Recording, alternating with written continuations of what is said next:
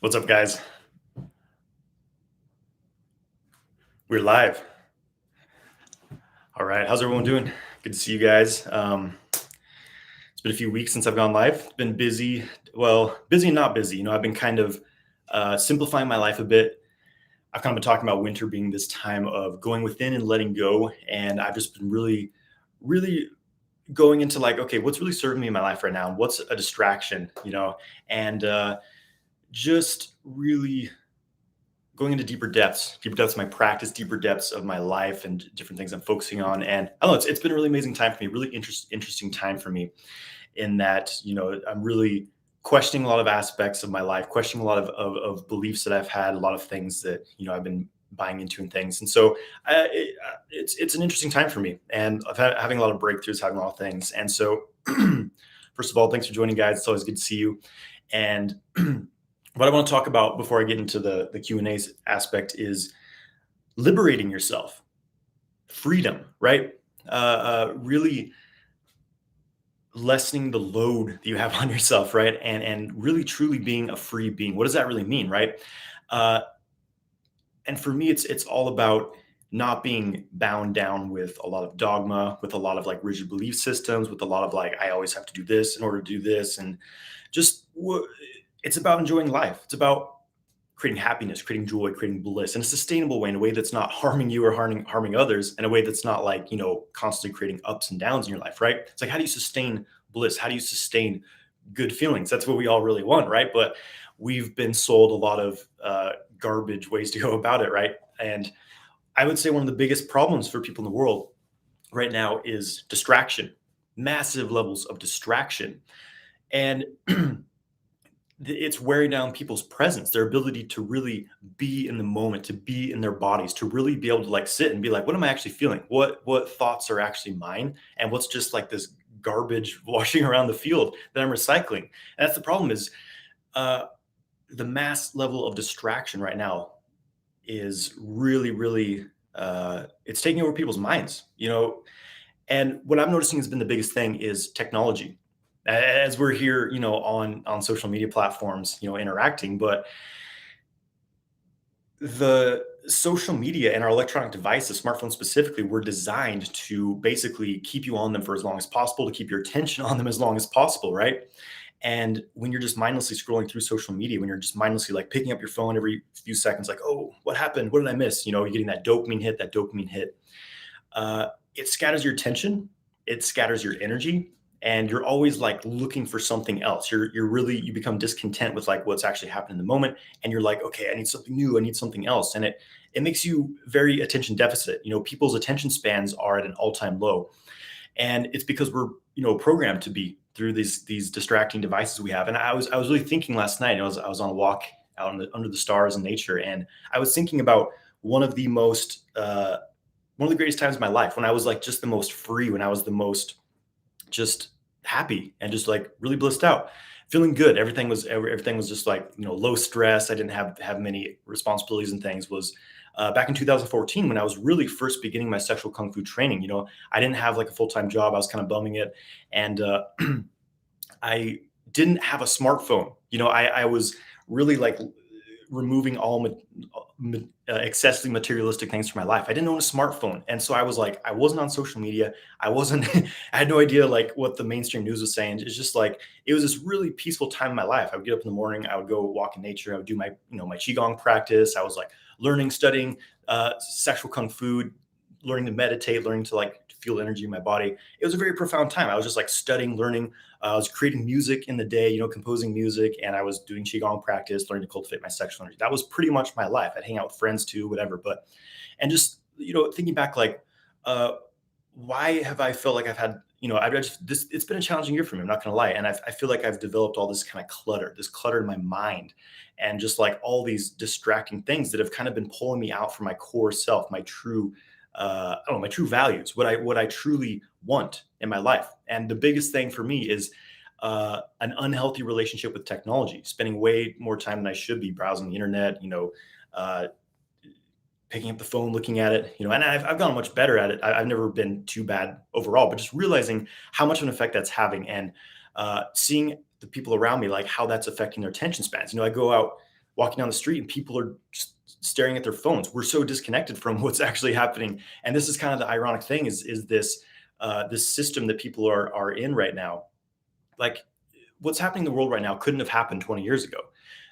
People used to be, actually tuned in, like what's actually happening in the world around me, like what's happening in my community, kind of from word of mouth. And like, it was more from like what's actually happening. But now everyone's information is coming from their screen. They're hypnotized by this device. They're being entrained by it. The information that comes out of like, oh, this is true. This is what's happening in the world. Did you know that this happened? It's, this interesting agenda that's being rolled out. And this is what's basically creating people's perception of reality is these devices that you hold in your hand and you stare at for hours a day. It's crazy. It's kind of a hypnotic, magician trick, really, when you really, get down to it. So just realizing that, the more you can bring yourself back to nature, the more you can get back into having presence in your feeling your body, reading a book, spend an hour, like spending longer time doing less tasks, right? Instead of like, do this and I do this, I'm on this app, I'm on this app, I'm watching this video and this video on Netflix, spend more time doing less things. That's something that's been very helpful for me, like really, really having deeper presence with what you're actually doing. And so spending time in nature, I like to go just like, I try to go out and just like sit in nature and just like not trying to do anything. Like I'm not trying to meditate. I'm not trying to move energy. I'm just sitting and just like feeling and observing and just like watching the clouds go by, watching the squirrels play in the trees. And it puts you in a very, very different a state of being. It puts you in a state of presence, a state of like just pure being instead of like, okay, I'm bored. What's new? What's next? What's going on? So just realizing, how people are giving away their power and people's minds are not their own these days, right? And it's not really to be blamed. We've gotten reeled into this weird control system, this weird technological AI control system that's rolling out. And so I think it's very important right now that you really look at your life. Like what am I doing throughout the day? Where's my attention? What things am I doing? How many different tasks am I like involved in at once? Am I doing this and doing this and doing this? And like what part of the day, where do I start to lose my presence? Do I start the day in a scattered state? Am I immediately like grabbing my phone, checking social media? Or do you start your day, getting outside, breathing in the fresh air? Maybe it's fresh. Maybe you live in the city, it's not so fresh, right? But just like, having a cup of tea, herbal tea, whatever, and doing some meditation, doing some yoga, stretching, whatever. And just like really cultivating presence throughout your day. And, this is ultimately what sexual kung fu is all about, is cultivating presence, cultivating mindfulness and awareness of what's happening in your body. And this is obviously a crucial skill for, sexual ability, because your sexual energy is very difficult to control if you don't have any mind body connection, if you don't have a deep presence within your body, if you don't have an awareness of feeling, right? It's all about feeling. It's all about noticing like where you start to tense up, where you start to contract, where you start to like kind of your mind starts to leave your body, you start to fantasize, you start to think about other things, Sexual mastery requires you to be 100% in the here and the now within your body, feeling what's happening. And, just in general, and this is really, I was talking about liberating yourself, right? So a big part of it is removing these bullshit distractions that are draining your life force, draining your vitality, getting clear on what it is that you're doing constantly that's actually, you're getting no benefit from, right? And start to replace that with more beneficial things. And sexual cultivation is all about liberation. It's all about freedom. It's about being able to express yourself sexually as you truly, having these sexual experience that you truly want, something that's sustainable, something that's blissful, and of course, that's not harming you or others, right?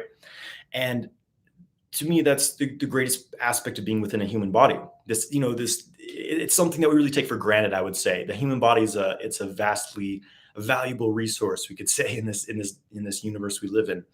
And when you completely disconnect yourself from that which makes you human, your feelings, your physiology, your ability to feel, your ability to open up, to move energy through your body, to cultivate amazing states of bliss, of pleasure, of connection with your environment. It's a really amazing thing. The human body in itself it's a highly advanced technology, we could say, but we've been, have so many distractions thrown at us to get us out of that. So, anyways, just this path that humans are going down is a very interesting one, right? And it doesn't matter what's happening on the mass scale. All that really matters is what are you doing? What are you focusing on? What are you creating?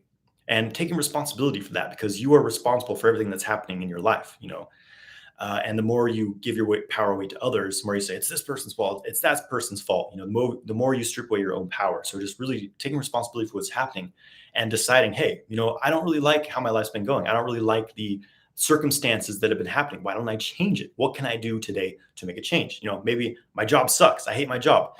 Why am I doing this thing? Just so I can make a bit of money to, buy things I don't need, right? So just really getting clear on like, what are you doing and why? What do you really want to accomplish? How can you really stretch the limitations that you've put on yourself and, you know, do some cool stuff, basically, right? So, anyways, I'm gonna get to the Q&A section here. So feel free to send in your questions.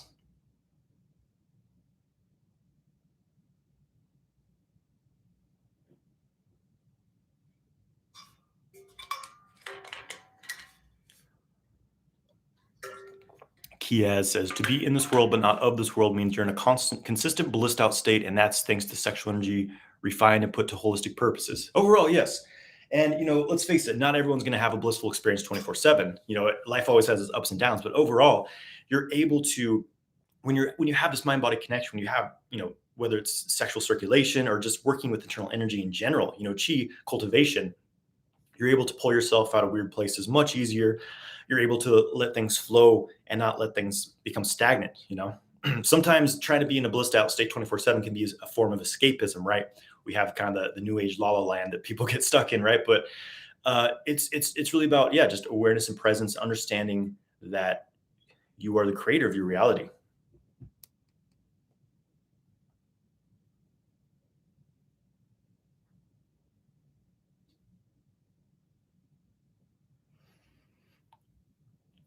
Joey Fish Johnson says, what is your full-time job? Well, I don't really have a job. I think that's an outdated term.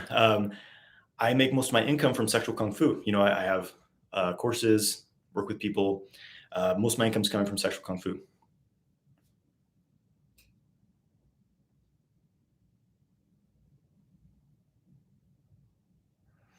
Jose Jose Avila 954 says, how do you gradually stop the use of technology? Nowadays, we use technology to make money online.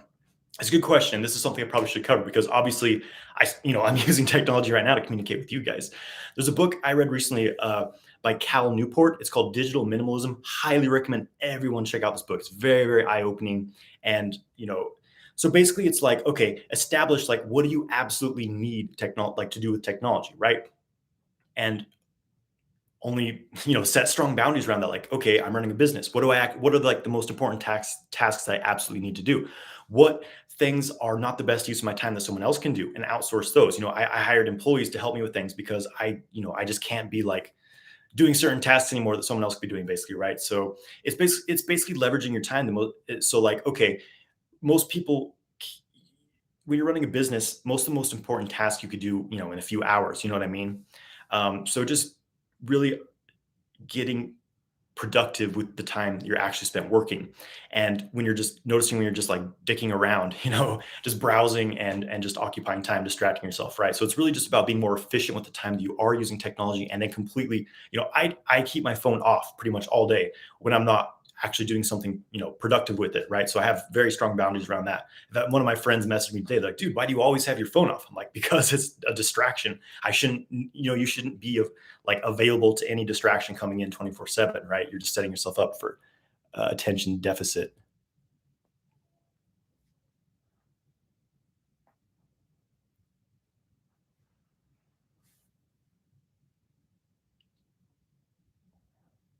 Lucas Veloso says, how would you advise a bodybuilder who has a very high libido due to anabolics, can't make more than 3 days without busting a nut, but wants to practice semen retention? Well, be careful about, what you're doing to your body.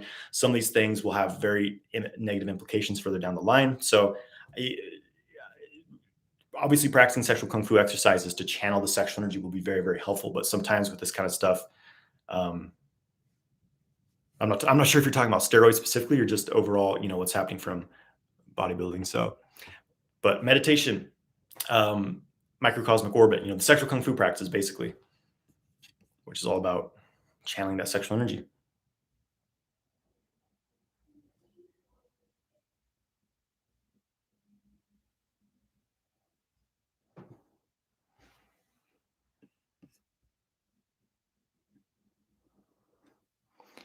Bald Beast says, how long did it take to start making most of your income out of sexual kung fu? I started my YouTube channel in 2017. It was about 4 years ago. And then it was about a year after that. It was my first course launch, Multi-Orgasmic Man. And I made more money in a month than I had, that I used to make in a year. And I was like, whoa, okay, like clearly, this is something that I can be doing. Clearly there's, I'm creating value. People are getting something from it. And it's this amazing energy exchange that's happening. So, all right, I'm going to start focusing on that. So it was 3 years ago, 2018, I started doing sexual kung fu full time. Before that, I was doing freelance soundtrack work for video games, which was fun, but it was a little bit stressful too, right? That's the thing is like when you start doing something you're really, really passionate about, and it's not like about money. Like for me, this was never about like I'm trying to like do this to make money. I just shared information about sexual cultivation because I knew this was very, very important that men needed to hear it. Because I was at this retreat in North Carolina studying with Michael Wynn, doing the Healing Love retreat, and just it was a phenomenal transformation that I went through. And it was like, wow, this is one of the biggest issues of humanity. If everyone was doing this work, like, the world would dramatically change. And I was like, all right, like I need to spread this work. And I started doing it. And then it's like, the universe started supporting me. And so when you do something you're passionate about, that's really part of your purpose, then like you're going to get the support from the universe to do it. But make sure you're doing it for the right reasons, right?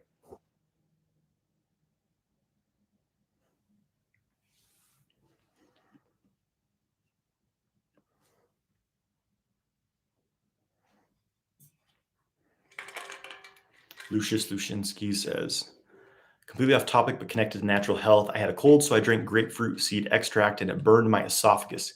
Cured the flu, but not pleasant. Do you recommend anything natural to help cure it? I drink chamomile, but it doesn't help. I don't. I don't know what to do about a burned esophagus. I would look into that. Look into what may help that naturally. I can't really help with that. Sorry. Evan says, wanted to thank you for suggesting maca, bee pollen, and zinc. The combination has been helping immensely with restoring my sexual vitality. Awesome. It's all about getting those gene-rich, foods in your body, as well as, sexual cultivation as well.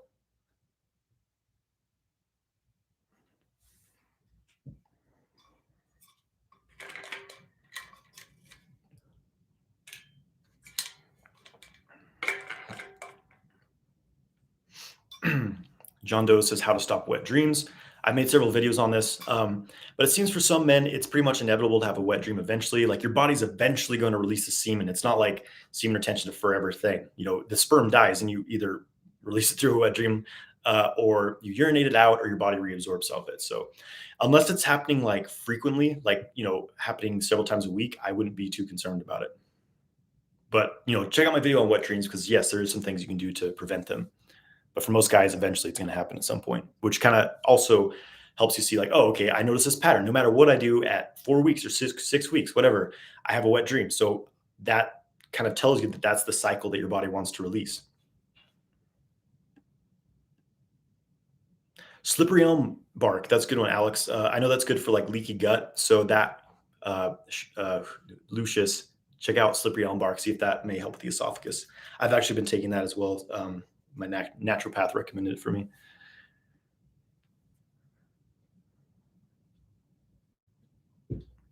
Jose Villa 954 says, how do I transmute my sexual energy to turn it into abundance? Well, basically, it's the path to sexual kung fu. Not that it's specifically for this alone. It's overall working with that sexual energy in all aspects of your being, right?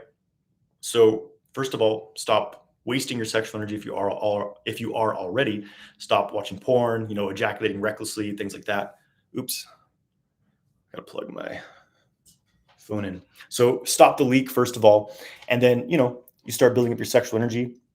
Start doing some qigong and some sexual kung fu practices, microcosmic orbit, testicle breathing, so you're circulating that energy through your body.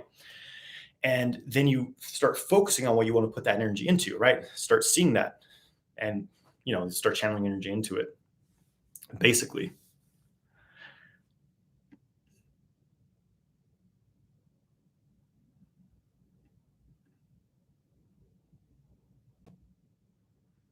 Sean 1996 Boy says, when I was younger, I was with a prostitute in the red light district, and it makes me sick when I think of the energy I must have mixed my aura with. I feel really demotivated to begin semen retention as I feel there's no point working with my sexual energy because maybe my energy field is permanently messed up with irreversible damage to my aura. Any advice? This is depressing me. Okay, so here's the thing, you're in a human body, you're on planet Earth. Like, you're not getting out of this place, completely 100% clean. Like, so don't worry about it too much. Like, yes, everyone you have sex with, you mix with, you bond with, there's an interaction, but like, you know, are you a 100% perfect, never had any flaws, type of person in your life?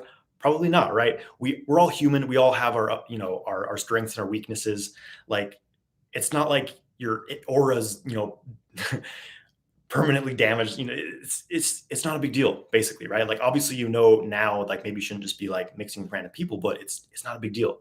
We're here on Earth to play in the mud and get dirty and just experience, all the polarity of the physical realm. So relax. It's like you can either, sit in regret and guilt and shame about your past, or you can own it. Be like, okay, I had sex with a prostitute. I mean, you probably had some fun while you're doing it, right? So like, take the best aspects of that experience, tr- you know, refine that into your being and just say, okay, and I'm also not proud of it, but whatever. I learned from the experience. I did it. It is what it is. I can't change it. I might as well own it. And, you know, it's fine, basically.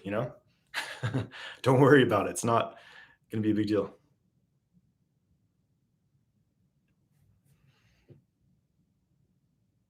But don't be, not everyone, don't go out to the red light district and just start sleeping with prostitutes just because I was saying, don't worry about it too much.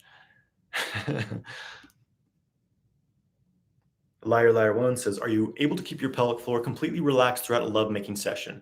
Most of the time, yes. These days, um, I've noticed that it varies.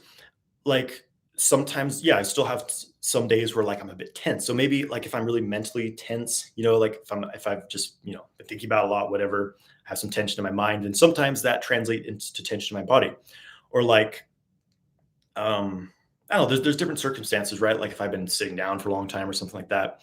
But in general, I've gotten pretty good at staying relaxed through sex. It takes a lot of, conscious effort. Well, not so much effort as just awareness, because, you're releasing relaxation. What I've noticed is that when I have tension kind of almost anywhere in my body, then there will often be tension in my pelvic floor as well. So it's like, it's not just focusing on your pelvic floor, it's focusing on your whole body, right? Just relaxing, releasing, sinking everything, and just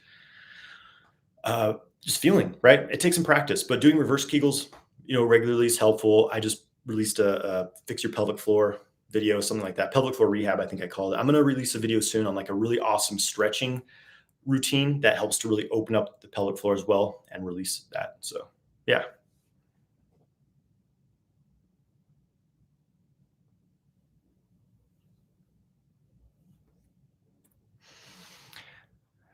Daiji Dokodo says, "Hi, how do I store the energy to use later?" What energy? What energy are you talking about? I'm guessing you're talking about like sexual energy when you're aroused and stuff. I'm not sure if that's specifically what you're talking about. I'm guessing probably. Um, so the idea is that for men, normally, kind of the mainstream act of sex is, you get aroused, something stimulates you, uh, like, oh, I'm aroused, so you have sex or whatever, you masturbate, whatever, and then you ejaculate to really, the pressure builds up, sexual energy builds up. Then it's like, ooh, I need to do something with it. You ejaculate, and that's it. The sexual kung fu way is to, instead of ejaculating, because you're building up this enormous charge of arousal, sexual energy, it's building, it's in your genitals, you feel alive, you feel flush, you're gorged, you're alive. And instead of ejaculating it out, you store it in the body. But you don't want to just like, okay, I'm done, I'm gonna walk away now. You want to move it out of your genitals. You're gonna have some discomfort there later, probably, right? So there's many techniques to do this. um, I released a video called the Power Lock. Check that out. That's a really simple method. Basically, you take let's do it. Let's do a power lock practice. All right. So this is what you're going to do when you're at really any sort of arousal, and you want to draw it out of your penis. this is how you can end like a session, a sexual session, whether that's by yourself or with a partner. Instead of ejaculating, you do this practice, right? So we'll do 9 deep breaths, and then we're going to exhale out our air, hold it out for a little bit, and then we're going to take a deep breath and hold. Power lock. Here we go. Inhale through the nose.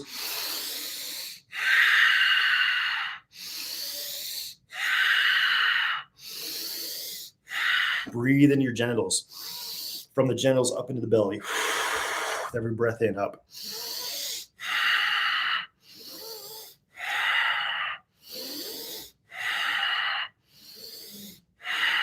Deep breath in.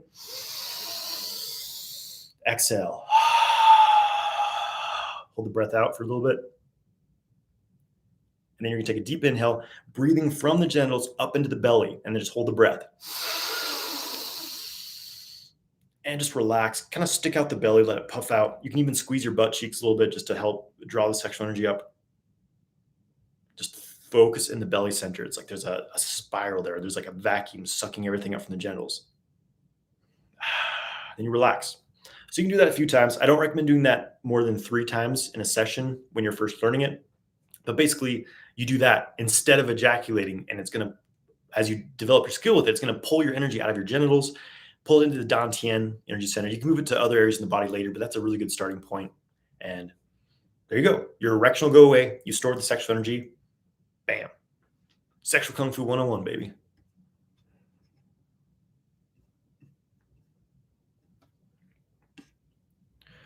Munhaz Ra says, hey, Johnathan, what do you think about vasectomy?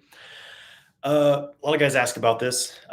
Personally, I'm not really into, surgical alterations of the body, but I know a lot of guys who've done it and they don't seem to have any problems from it. So, whatever you resonate with. But so it's important to understand that getting a vasectomy doesn't really solve the problem of feeling exhausted after an ejaculatory orgasm, which is very interesting, right? Because you're not losing any sperm, but there's still like it seems to be the same hormonal changes that happen after an ejaculatory orgasm, maybe the same prolactin release. And it may show that like this more of an energetic release that's happening with an ejaculatory orgasm, maybe because, you've had that program in place for so long that even though you're not releasing semen, you're like releasing some gene through that ejaculatory orgasm. So whether or not you've had a vasectomy, I think you benefit equally from the sexual kung fu approach to sex, which is to not, have an ejaculatory orgasm every time. Josh Tubero says, ideal timelines for retention. This is going to vary. It's not going to be a one size fits all answer for everyone. Important to understand that, right? Everyone has their deficiencies and excesses. What works for one guy may be harmful for another, and vice versa. This is the holistic approach to things, not, that we live in a world of like instant cures, like, oh, this will work for everyone. This diet is perfect for everyone. It's not really like that. So it depends on your age. It depends on how frequently you were ejaculating until you began practicing retention. Depends what season it is, how sexually active you are, how much sex you're having, what your diet's like. All these things will vary, right? For most guys, let's say the average, like for me, I began retention when I was like 24. It was like 7-8 years ago. What year was it? It was like 8 years ago. Anyways, so me in my early 20s, I began retention. I had been ejaculating pretty much every day for about 10 years. And so I had a lot of gene, wasted. I had a lot of energy I'd wasted. So I had to recover that. It took me a few years to really recover that energy. So in this time period, anytime I ejaculated, even if it had been, 30 days, 2 months, whatever, I would feel just wiped out and depleted because I was overall in a very depleted state. So for me at that point in my life, I was like, I want to go as long as I possibly can without ejaculating. About 3 or 4 years later, once I rebuilt my core energy, rebuilt my gene, and specifically once I started beginning certain practices that really, really, really built my energy, certain Qigong practices, at that point, I stopped feeling depleted after an ejaculation. And I actually found that sometimes I actually felt better after I had ejaculated when it was like, 4 to 6 weeks. So that became my cycle. Like every 4 to 6 weeks, I ejaculate during sex, not, during masturbation. I haven't done that in a long time. So that became my ideal timeline personally, every 4 to 6 weeks. If I go beyond that, sometimes I've actually like had my energy levels lower. It feels like I'm hormonally lowering and things like that. So 4 to 6 weeks is my sweet spot personally. So it's going to take some experimentation. Another kind of obvious indicator, as I kind of said before, is if you're consistently having nocturnal emissions, wet dreams at a certain point, like no matter what happens at 4 weeks, 3 weeks, 6 weeks, whatever, you have a wet dream, no matter what you do, then that's also another sign like that's probably when your body wants to release. Because here's the thing, like I know that some guys are really fanatical about semen retention. I used to be, and then I discovered that there's going too long or trying to go too long without ejaculating can be just as harmful as ejaculating every day. You get in this weird obsessive kind of excess yang thing, and and again, your hormones actually lower over time if you go too long, right? So it's about, I'm into cyclical retention now. So again, 4 to 6 weeks for me. So that's experiment. Basically, you should feel good, like you've got the right cycle for yourself because you'll actually feel good after an ejaculation. You won't feel wiped out and depleted and fatigued. If you feel horrible the next day, then it means you need to go for longer.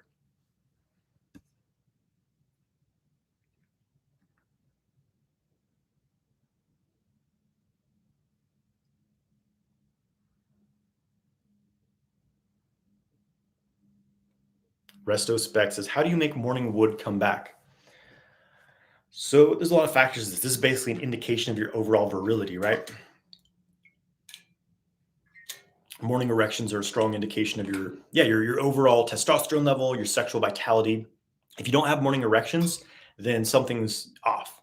So there's a lot to look into, right? I'm not going to go too into depth into this right now because I've talked about it a lot. I've made a lot of videos about this, or just overall, sexual vitality enhancing. But you want to look at all the aspects of your life. Are you sleeping enough? Are you getting enough rest? Are you stressed out? Do you have high stress levels? These sleep, rest, and stress are probably the most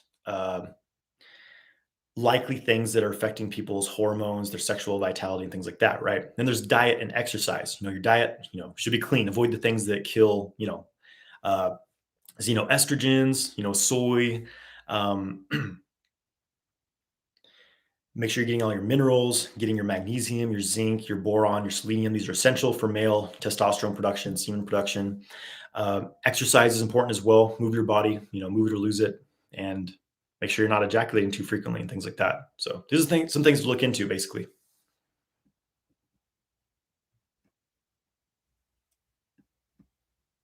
Michael says frozen edible aloe may help the throat burn, the esophagus burn.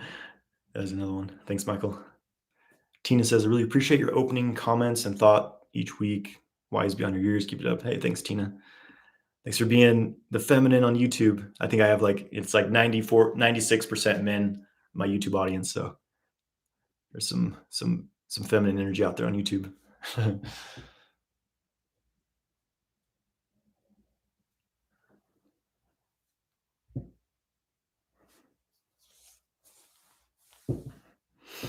Joseph says, how do I work on my consistency? I'll work for a little bit, but then fall off and never get the benefits. I'm not sure if you're talking about like sexual cultivation, semen retention, or what, but it's just in general.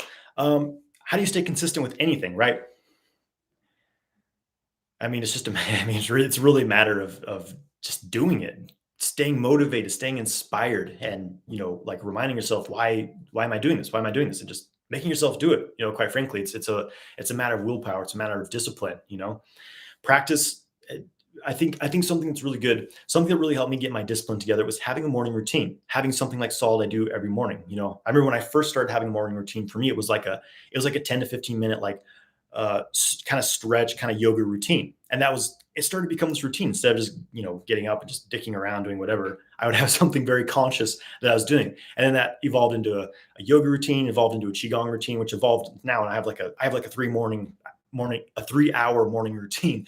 And so I think that's a good thing. Is like something that you do every single morning. Take 10 to 15 minutes just to like do some stretches, do some breath work, whatever, meditate, right? Something consistent, and do that every single day. And that will help build that kind of willpower muscle. Something else I found very helpful for willpower is cold exposure, cold water, specifically ice baths, right? This summer, I set up an ice bath in my yard.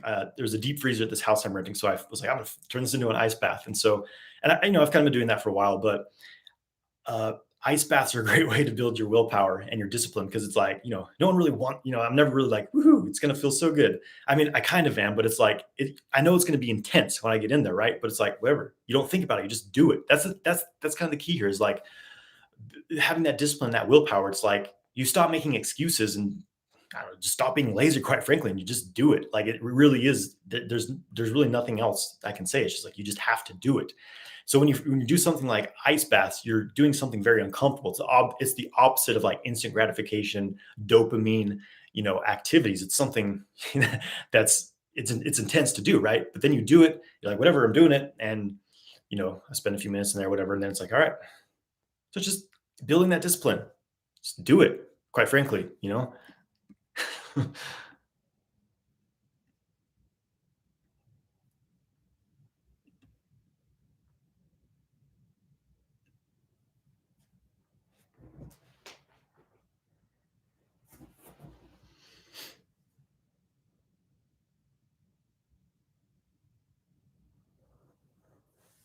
Okay.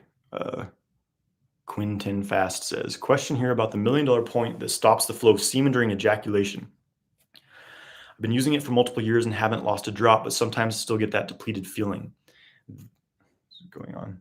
After orgasm, as if I did lose some juices. Wondering why no one is talking about this trick. Have you heard about it?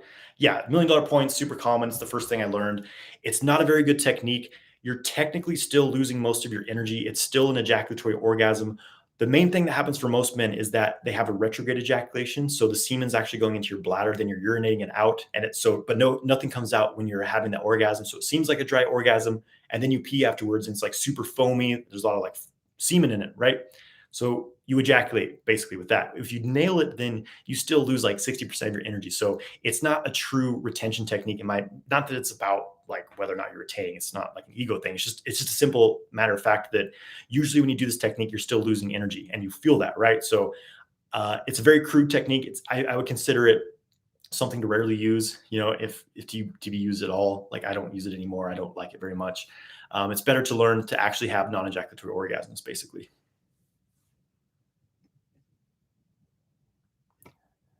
Daiji Dakota says, is sexual energy the creative energy, but just generated through our biology as sexual energies? Um, I mean, it is a creative energy. It's a polarized energy. It's a magnet. It's a magnetism based energy, right? It's yin yang, male female, but it's a very specific type of energy. It's what's creating everything. It's what's creating the universe. Everything we know of that's created is created through magnetism, through polarity, right? This kind of orgasmic birthing process. And so in humans, the sexual fluids and the sexual process are an expression of this force, which is, inherently a deeper force. It binds things together, it amplifies things, it grows and bonds together. Juicy Matt says, how to get inner peace? Well, live in your purpose. Do the things that fulfill you. Spend time in nature. Live with morals. Don't do weird stuff. Spend less time, as I was saying at the beginning of this video, spend less time on technology and like in the just hypnotic state that most people are in. Get out in nature, meditate, practice qigong, cultivate your energy. Do things you enjoy. Have creative outlets. Quiet your mind, create less distractions in your life. Live a life of purpose and virtue. Really.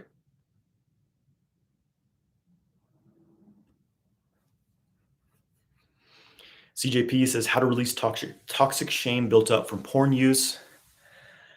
Well, this is a good question. It's this process of really owning yourself, and kind of was talking about before, like someone having shame over having visited a prostitute. It's just like you know, uh, shame and guilt are very very toxic, very low vibrational things to be feeling, right? So when you're holding on to these things, it's pulling you in this very low vibrational state. So it's about having self love, having respect for yourself, and just owning the things you've done. Be like, whatever, my past is my past. It's fine. I wouldn't be here without it. It helped me get to this point. Your porn use helped you get to a point to where you realized, hey, this is actually not serving me at all, and I can get beyond this. And your own healing process from that becomes kind of a superpower. You're like, I did this. I kicked this habit that was dragging me down. I mean, that's, for me, is like, I got through this. I was, porn was just part of my daily routine. I completely transformed my life from, these very bad sexual habits I was in.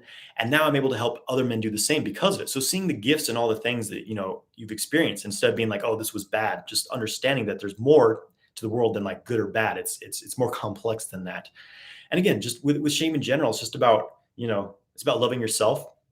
It's just about saying, hey, no one's perfect. To be human is inherently to be imperfect, and just own that and accept it. Be like, whatever, and live with truth, live with honesty, be open and honest about who you truly are. There's also a lot of tools, energy work, qigong, a lot of tools I teach in my course, which help overall clearing some of those blocked energy patterns as well. So, doing qigong, doing breath work, things like that helps as well.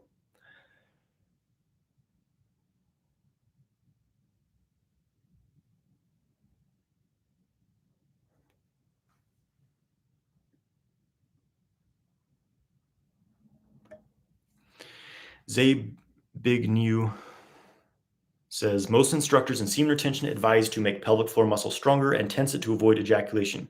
Do you agree with him, or do you think it's better to learn how to relax this muscle?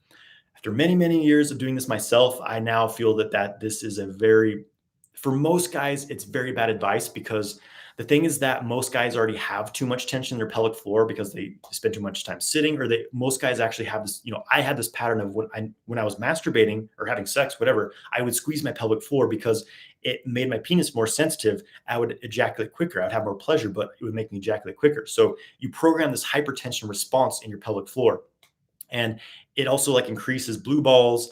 There's this idea of like the non-ejaculatory orgasm, where you basically hit the point of no return, then you squeeze your pelvic floor muscles, you have this weak genital orgasm. Often you have a retrograde ejaculation where the semen goes into the bladder. I don't like this technique. It's not very good.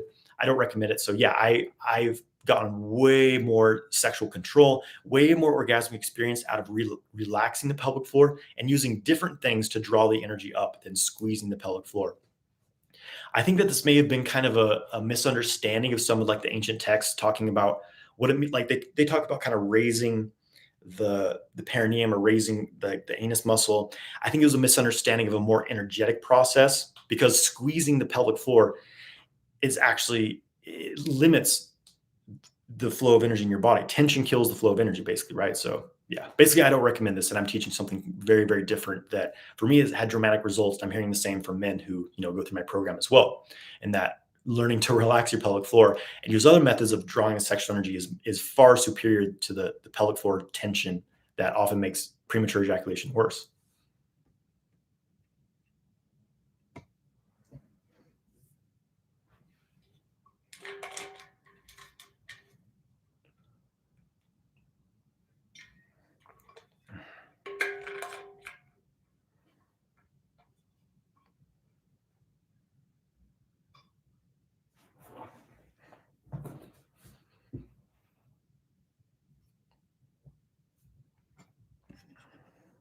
Highway Child says, "What are your thoughts on the rapid acceleration of technology happening in these times, deep fakes, the metaverse, and alike?"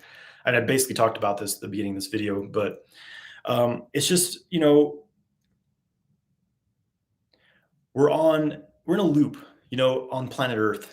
We're experiencing a similar timeline, something that's happened before. There's been civilizations in the past where there was like, you know, basically it's when technology advances faster than our spirituality and our emotional maturity that we always destroy ourselves. If you look at back history, you know, it's happened over and over and over. Atlantis, some of the stuff in the Vedic text, the weird nuclear explosions they had.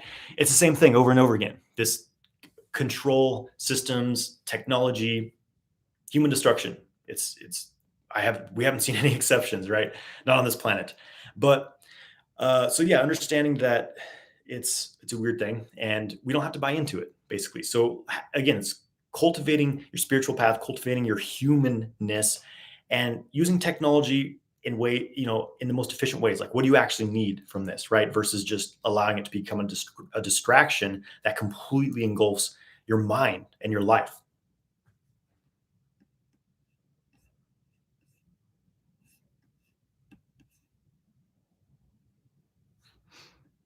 Okay, Jacob Berardinelli says spasm. Thoughts about that? I'm not sure if there was more to that. Sometimes YouTube doesn't post people's questions, so I'm not sure if I missed part of your question.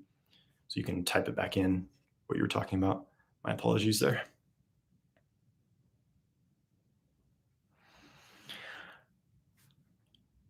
Thomas.ngs says, is the reverse Kegel the key near the point of no return to separate the orgasm from ejaculation?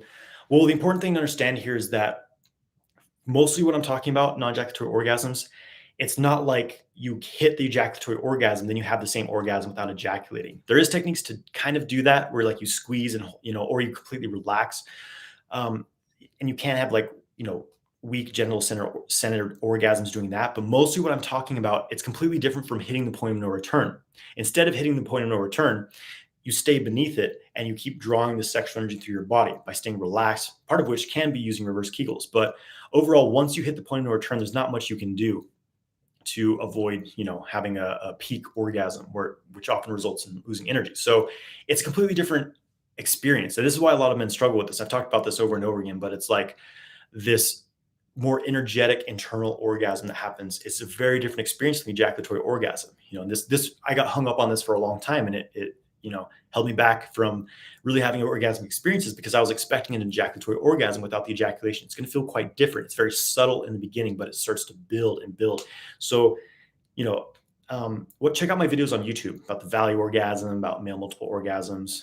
I go more into depth than that, but basically it's understand it's something quite different. It's not just like, okay, you hit the point of no return and then you do something and then you have the ejaculation without the orgasm or the orgasm without the ejaculation, right? I mean, there's a little bit of that, but there's most of what I'm talking about is different. You're having an entirely different experience, than hitting the point of no return.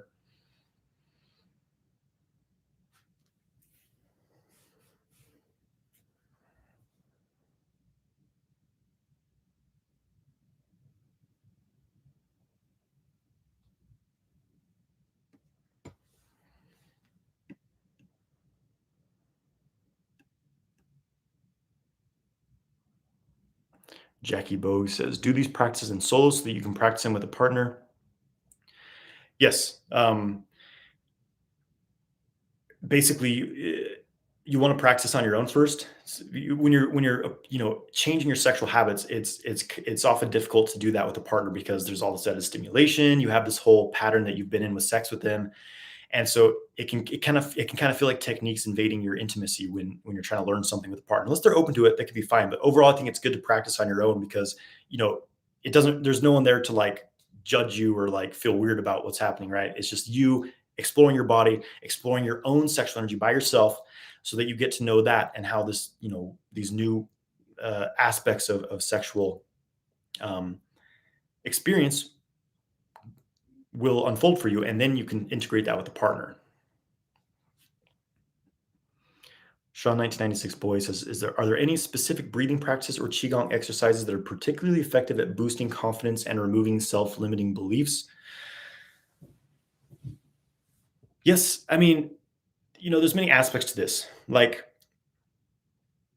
the thing about qigong is when you narrow too much like your application of qigong, like I'm doing qigong just to like boost my self-esteem, then it can kind of create this contraction in the life force because you're being too goal oriented, you're being too like kind of trying to focus on something little. So I don't recommend kind of approaching qigong this way. And like, okay, I need to do this practice just so I can boost my confidence and remove self-limiting beliefs. Just do qigong to cultivate your energy, breathwork and things like that. And what often happens as a side effect is when you're also kind of working at these things from an angle of like, okay, what are my limiting beliefs? And just like noticing these patterns you have and practicing being confident, practicing having positive self-talk. When you combine this with Qigong, because your energy body is much more open and you'll probably have much more success. And having said that, yes, it's possible that the qigong itself, it clears blockages, it opens up the channels. All of our mental emotional patterns are stored within our body, so these things often can be removed through qigong practice. But just being mindful that this is you don't want to get too rigid in your practice. Uh, because what I often see in people is like they want one certain thing out of their qigong practice, one like really small thing, and if they don't get it, they're like, oh, well, it doesn't work. It's like um For example, you're doing qigong, like, okay, well, I just want, less self-limiting beliefs. You're like, well, I've been doing qigong for, a year. I quit smoking cigarettes. I quit these weird addictive habits. I have more energy than I ever have. I'm sleeping better. My health has improved. My relationships are amazing, but I still have this certain limiting belief. Then you kind of like, you don't see the bigger picture, like what's actually changing, right? So just be open to the process and trust it, and don't be too like narrow of what you're trying to, focus on. But approach in different ways as well.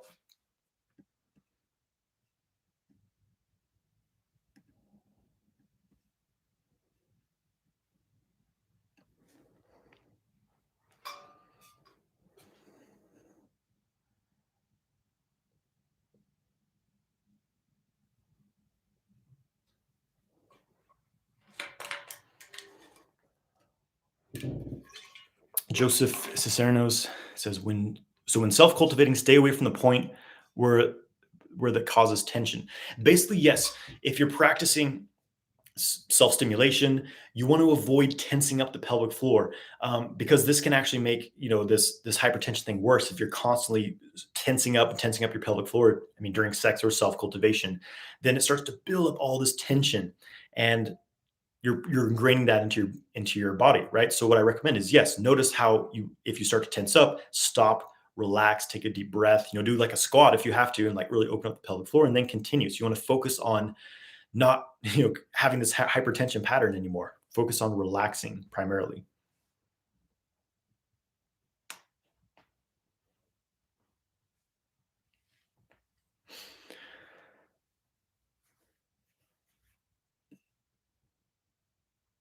Sean 1996 boy says, two questions about transformational breathwork. This is a practice I teach in Multi-Orgasmic Man. It's phenomenal.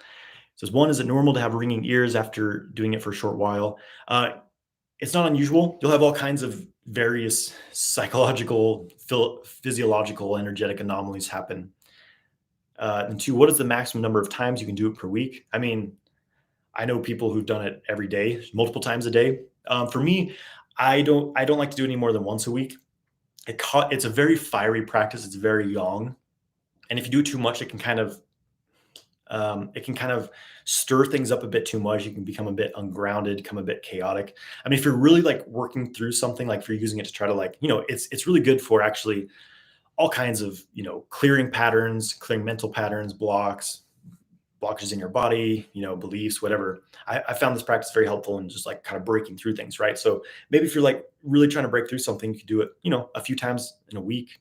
But overall, I personally wouldn't like to do it any more than once a week, unless you're doing like short periods. If you're doing like 5 to 10 minutes, then you could do it every day. Just again, it comes down to how do you feel. If you feel good, if you feel balanced, then yeah, go for it.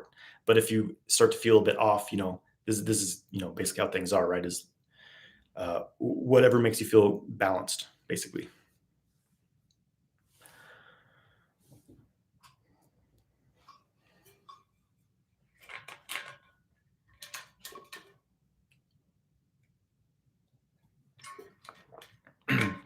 Daiji Dakota says, "Is there a way to speed up recovery of Jing?" Well, yeah, I mean, there's a lot of differing thoughts about Jing. Some people say you can never recover your Jing. You only have a certain amount of it at birth, and it's more about just managing that, lessening the spending of your Jing, because everything you do is spending Jing. But the more distracted you are, the more you're like doing a lot, overworking, overthinking, the more Jing you're using up. Especially, one of the biggest expenditures of Jing for men is ejaculation. So then there's some schools of thought to say, yes, you can actually create more Jing, like through alchemical practice and things like that. But overall, like, foods, herbs, and things to kind of supplement and kind of consolidate how you're using Jing in the body, make sure you're not spending too much.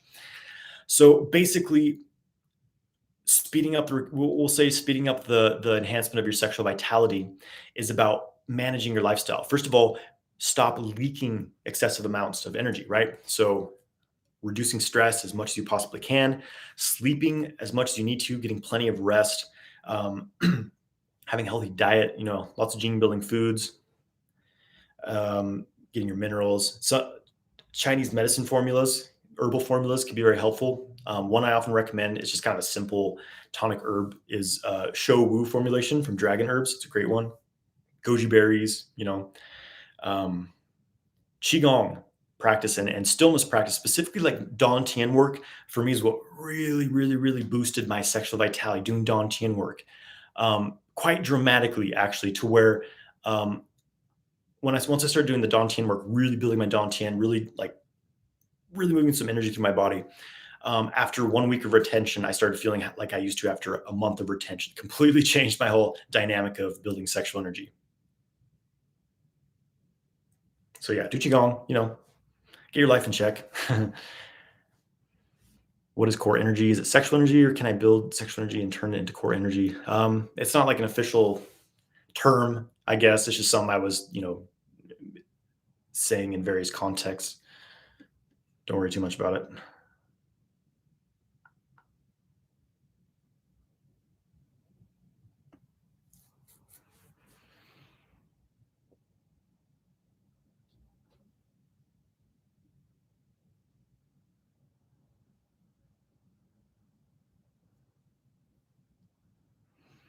Ermo Egbert says, I've been trying to have an energy orgasm, but it seems to me that these orgasms are less intense than ejaculatory orgasms, and I'm not sure if I have them. How do I know? This is another common thing for men to experience, because we're so fixed in what we think an orgasm should be. So we get very, very goal oriented. Like, if I don't experience this, that I failed. Nothing else. It's just this one thing I have to experience. So it's kind of a process. For some men, they get into the energetic orgasms right away. Like a lot of men who go through my course, it's like within a few weeks, they're like, oh yeah, I'm having these multiple amazing orgasms. And there's some men who it's like it's been a year and they're like kind of like you. It's like, oh yeah, I have these weak orgasmic sensations, but it's not like the ejaculatory orgasm. So it's different. I think one of the biggest things is your ability to surrender, your ability. There's kind of a more feminine aspect for men to experience these types of orgasm. It simply is, right? Because it's not this big explosive shooting out something all over the out the external world. It's this internal experience. So it really requires you to be able to surrender and to open and to there's no like technique to make it happen. There's no it's really about deepening your sensitivity and refine. Again, I define orgasm simply as a pleasurable, like a pleasurable wave of sensation in the body that's outside your normal experience. So that's a very liberating definition of orgasm instead of like it has to be this huge explosive thing. So just what I always recommend is like forget that you've ever had an orgasm. Completely like wipe your slate clean. Forget the past, forget your previous sexual experiences and just start over. Be like, okay, I don't know what an orgasm is like. So just being open to like, what am I feeling? Um, Relaxing, feeling what's happening in your body, making some sounds, vibrating, feeling your whole body, and just noticing it when you're feeling pleasure instead of like, okay, that feels good, but what could be better? Just feeling what you are feeling, allowing it to grow. And it is very much amplified when you're with a partner as well. There's just something about the dynamic of a partner. But it's something that just requires some time and practice to really go deep into. Daiji says, okay, my Instagram feed's gonna get cut off in 2 minutes. I'll probably jump back on. So that's what's going on Instagram.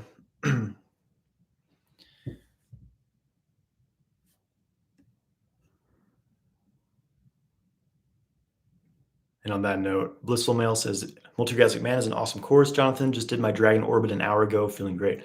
Awesome, brother. Glad you're enjoying it. Dragon Orbit's one of my favorite Qigong forms. It's awesome. Daiji says, what if there's no way to control what I eat? Like if I were homeless and ate from soup kitchens and stuff, is there a way to use a sexual cultivation to offset this?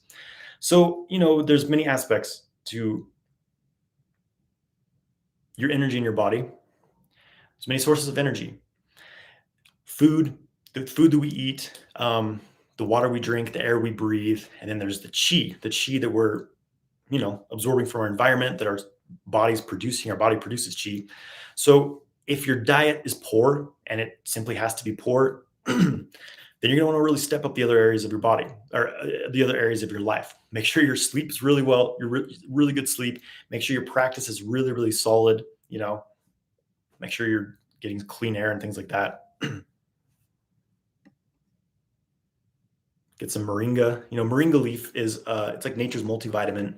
It's an amazing plant, and I don't. It's pretty inexpensive. So if you were struggling for uh, food and stuff, get some moringa. You'll at least get some awesome nutrition in there.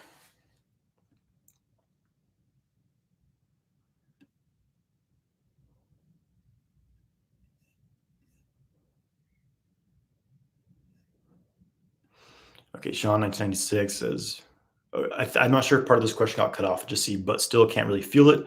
Also, is it possible I'm contracting the pelvic floor too hard? Should it be done in a subtle way? I'm not sure what you were talking about there.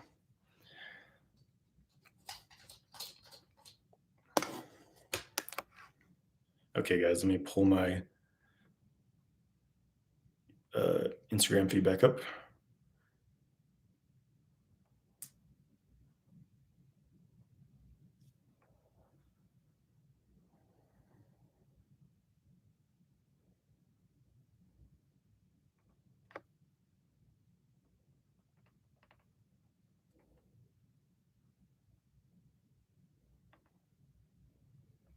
All right.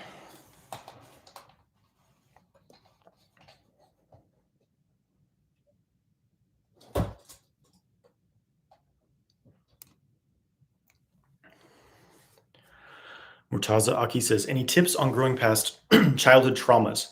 It's a good question. Good question. I mean, this is something that is relevant for everyone because I don't think anyone comes into this world without some sort of trauma, right? Definitely, mostly in the childhood. So, there's a lot of ways to address this. There's like more conventional therapies. Working with a therapist on something like that. If it's like really severe. For me personally, I found just energy cultivation practice to be very, very beneficial. My qigong, meditation, breath work, because again, you're opening up the energy channels. You're clearing a lot of the information that's been stuck in your body. You're able to clear a lot of these things, clear limiting beliefs, clear weird traumas and things you've been holding on to for years.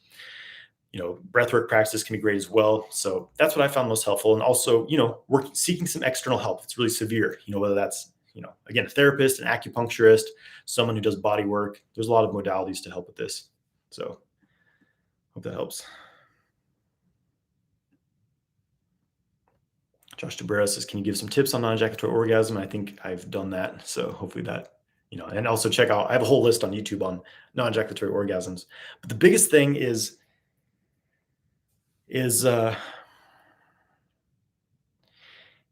more presence. Like I was talking about before, more presence, more like ability to really receive and absorb. That's the thing a lot of men struggle with is we're always trying to like make things happen. We're like trying to go out and like, impose ourselves on things. It's just a yang pattern. And so when it comes to sex and trying to experience different types of orgasm, we use that same approach. Like, I got to force this to happen. There must be like some, and it's really about letting go. It's about it's a surrender. It's a vulnerability. It's really being able to open to receive something, right? And so the more you can relax, open up your body and your mind, really get in your body, like do some breathing, move around, do some qigong, open your energy channels, really just focus on feeling what you're feeling, and again broadening your experience of orgasm, or expanding it, right? Expanding your definition of orgasm and just being open to new experiences.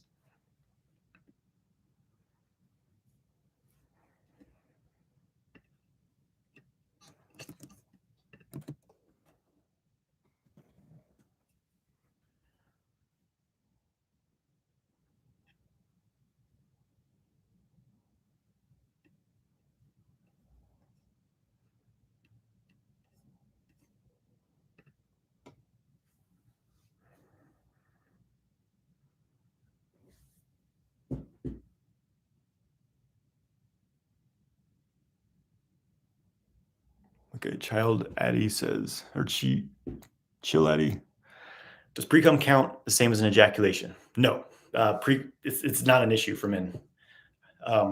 This is just the Cowper's gland fluid. It's just it's a fluid. It's not semen, which is rich in life force, nutrients, vitamins.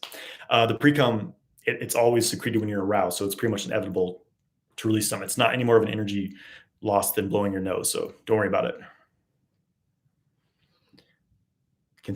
Sean says, can semen retention help with a stutter? More of a mental problem. I feel if it can help with my anxiety and confidence, that will be half the battle. It's difficult for me to say. I haven't really looked into this specific thing. If you feel like your anxiety and confidence is leading to stuttering speech things, then improving that can be helpful. But I think it's really, it's working with the throat, working with the throat center. It's a center of expression. It's a center of creation as well. It's kind of it's very vagina-like structure in our body, our throat. And so it's kind of a womb of creation. We create with our words. We create with the things we say. Or we can sing, right? Words are creations. Words are spells, right? Spelling. Um, so it's a very common area for people to be blocked. And I've definitely had some throat blockages in my life because the biggest thing is we're afraid to express ourselves. We get this idea that we have to be what other people want us to be. This often comes from our childhood. Maybe our parents got angry at us, our teachers, whatever, because we said something they didn't like.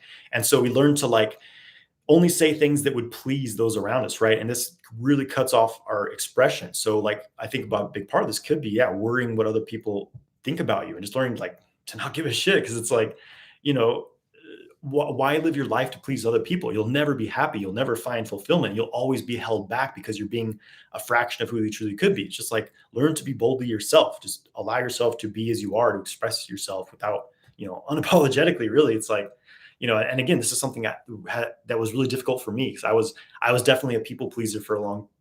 I mean, not so much people pleaser, but I was just very self conscious about like speaking and saying the right things like that. And eventually I learned to like get over this, be like, whatever, it's like, yeah. So I know that there can be a deep thing, but learn to work with your voice, learn to express yourself, learn to make sounds that express what you're feeling, you know?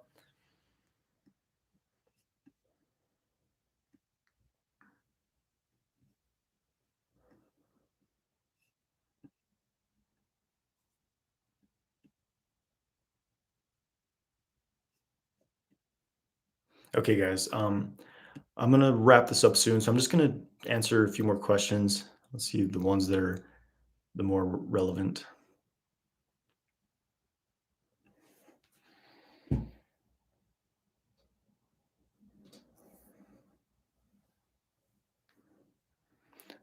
My Davin says, one, thank you for making the course available lifetime. Means a lot, valuable information. Awesome. I'm glad that you're doing the course, doing the work. That's the most important thing, right? It's like you got to do it and getting the benefit from it. So thank you, brother. Hope it continues to enrich your life.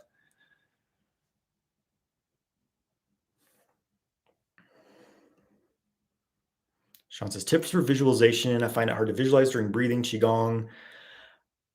Visualization is not important. In fact, visualization could be a big distraction. It can overly activate your mental body and kind of pull you out of what's happening in your practice. It's something I've kind of learned. So I actually don't use much visualization, if any, at all in my practice. I recommend just feeling what's happening in your body. It's like 6 healing sounds. Just feel that area of your body working with instead of visualizing. Just feel, move your awareness, sweep it, absorb your awareness into that part of your body. And then as you exhale the sound, sweep your awareness from the organ out your mouth instead of visualizing, and just see what that does for your practice. So you're less in your mind trying to see things and more just actually in your body and with the energy.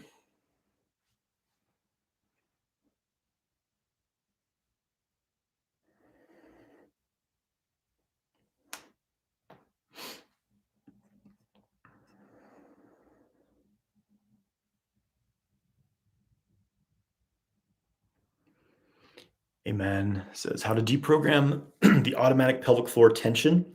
So the first thing is to clear, like do practice to clear the pelvic floor tension. So reverse Kegels are huge. Also like holding squats, like Hindi squats, they call them, like a low squat, just breathing into the pelvic floor, like really feeling expand and loosen up. Um, there's some other stretches that are helpful, but yes, opening that pelvic floor area is really important, using those practices and some others as well. And then practice sexual stimulation by staying relaxed. So first of all, do all the, stretch out your pelvic floor, do reverse Kegels, do squats, and just relax your whole body. Get really, really relaxed. And then you start your sexual cultivation. And as soon as you start to feel tension, like stop stimulating yourself.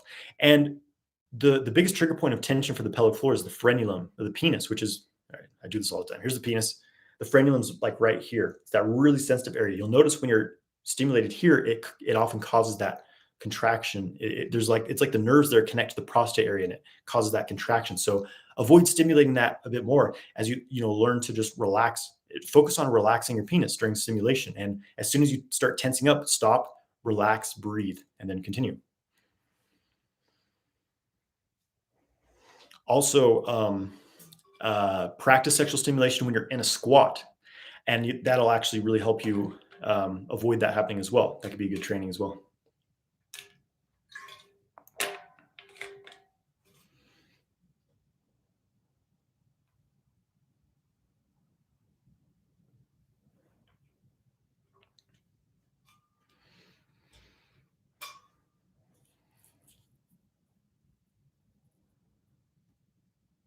Okay, Vignesh Kumar says difference between Neigong and Qigong. What's your training based on? Neigong is basically translates to internal skill or like internal quality, right? As Qigong is skill with working with Qi. So Neigong's it's even more broad term than Qigong, really. But traditionally, Neigong is more of a it's a system of energy cultivation, basically, right? Whereas qigong is often, you're standing doing certain movements or holding postures. So basically, my training is a combination of neigong and qigong. There's formal qigong forms, but there's also neigong practices where you're working with the energy of the body by increasing your mind body connection.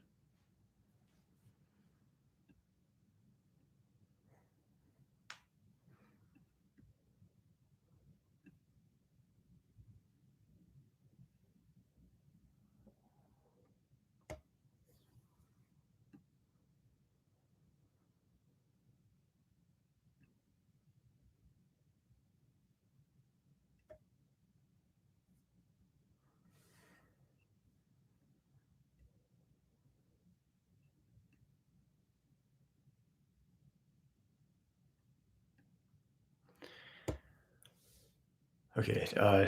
Daiji says, when do I know? How do I know when my dantian is there and built up? I start to feel it. It'll talk to you. You'll feel heat, you'll feel like bubbling, vibration, very tangible things, and it will become very less than subtle. Like it's very obvious, and you start to feel it. And when you start to feel it consistently, it's a pretty good indication that you've built, that kind of magnetic yin field of the dantian, which starts to you then start to accumulate yang qi in it, which is a pretty long process.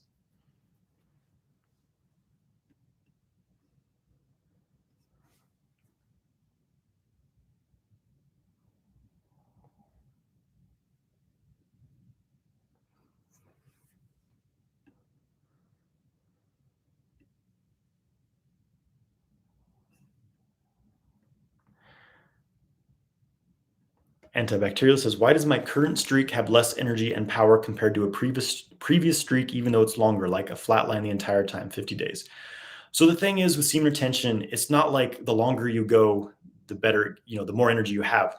There's a lot of misconceptions around semen retention, especially that it's like it's like a cure all for everything. The truth is that ejaculation for men is just one thing of many possibilities that will drain your energy. So you can be doing semen retention, but if you have a garbage diet, if you're like taking drugs all the time, if you're out drinking every night, if you don't sleep very much, if you're not exercising properly, if you're stressed out, then these things will negate any benefits you get from semen retention, right? So understand it's just one aspect of a holistic lifestyle. It's not like doing semen retention is going to fix everything.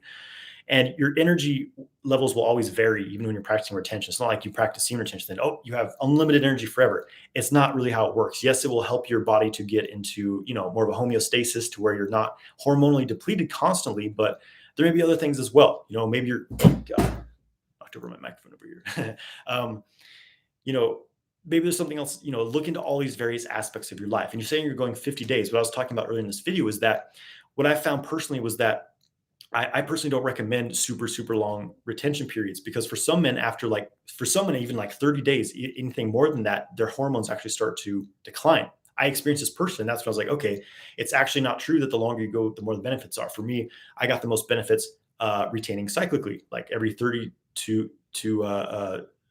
days to 6 weeks, I ejaculate during sex. And I feel amazing from doing that. But I'm also doing a lot of intense energy work. I've learned how to extract the energy from the semen so that if I do occasionally ejaculate, I don't actually really lose anything, right? So there's so many factors to this. Not just like if you do semen retention, nothing else, everything in your life will change.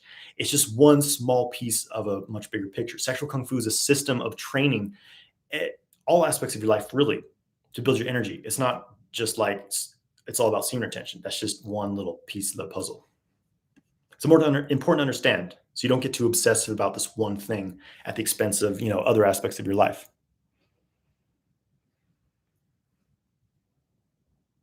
Hey, Michael. Michael says, I was once told by that doing a Kegel or squeezing the pelvic floor helps to maintain an erection during sex. What do you think? This is common. It's a common thing to hear. And I used to actually require doing this to hold erections during sex. The thing here is that if you need to squeeze your pelvic floor to maintain an erection, it shows that you have some serious distortions in your pelvic floor muscles because when you're constantly holding pelvic floor tension, basically when you do a Kegel, you're kind of constricting some of the blood flow. It pushes blood into your penis, so it makes you so it kind of pumps it up momentarily, or maybe more than more momentarily. So you feel like, oh yeah, it's making my erection harder, which is what happens for when you're doing it. But ultimately, it actually weakens your erection potency, because this tension that you build by doing that, the tension required to hold the pelvic floor muscles tense, it requires a lot of the blood gets pooled in those areas. So when I was transitioning into relaxation-based methods where I was no longer squeezing my pelvic floor constantly during sex, I found it harder to stay erect in the beginning because I was, transitioning out of this pattern. But once I kept with it, once I was really releasing the tension from my pelvic floor, my erections got way, way, way better without any squeezing. Um, and so it's kind of my opinion that this is not very good advice, and I know a lot of people are sharing this. But yeah, basically, if you have to squeeze your pelvic floor to pump up your erection or to hold your erection, it means that there's some underlying probably distortions in your pelvic floor muscles, maybe some other things as well, right? It's the normal, male physiology is to have a potent erection with complete relaxation. And you'll actually find when you really develop this that your erections get much better when you release these pelvic floor patterns when you are sufficiently aroused. I found now, since beginning this relaxation based method, that if I do squeeze, it does weird things to my erections. Like first it'll be harder, but then it kind of gets soft. You start to have like hard flacids where it's like half mast. It's yeah, I think that there's a lot of misinformation about the Kegel thing for men, basically.